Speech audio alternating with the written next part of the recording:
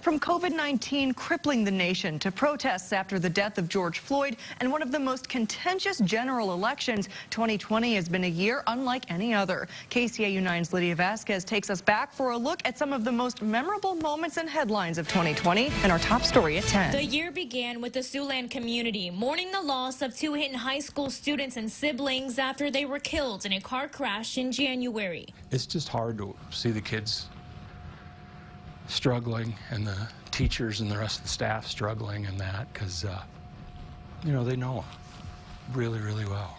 The tragedy brought Siouxlanders closer together as several districts showed their Black Hawk pride and support.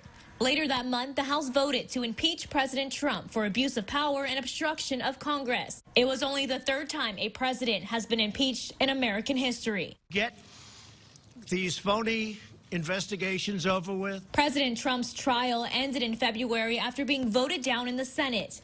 Then in March, the global pandemic made its way to Siouxland in dramatic fashion, with the NAIA basketball championships being shut down in the middle of the tournament.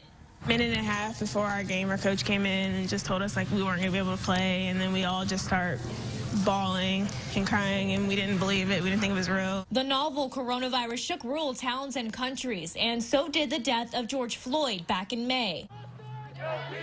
This sparking protests over the summer in Sioux City. These are our bosses. These are the people that run the police department, not me.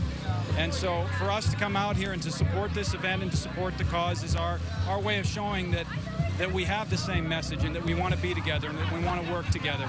First elected in 2002, Steve King faced the toughest primary campaign of his career in Iowa's 4th congressional district. I told people that, you know, if you elect me to this job, I will burn the candle at both ends, and when I run out of wax, I'll come home. Well, I'm coming home for a little bit, but I'm not out of wax. After abruptly ending the spring semester early, Siouxland school board members worked to implement a return-to-learn plan. I want to be really clear with our community that if you don't want your student to wear a mask, then we have an option for you, and that's the virtual learning option. With a push to get students back into the classroom, mandatory masks and hybrid options took effect for the beginning of the 2020-2021 school year. My first thought is my pictures. You can replace everything, but I have all my family pictures. In August, a lightning strike was blamed after a fire gutted much of an independent living center, displacing 20 residents.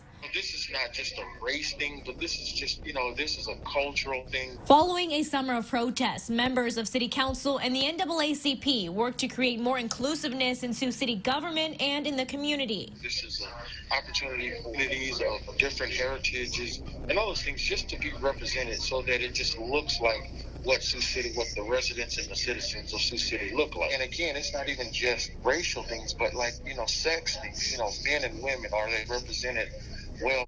The committee will consist of 11 members who will be sworn in during the first City Council meeting of the year. In November, America held a tightly contested presidential election, and Americans had to change the way they went to the polls.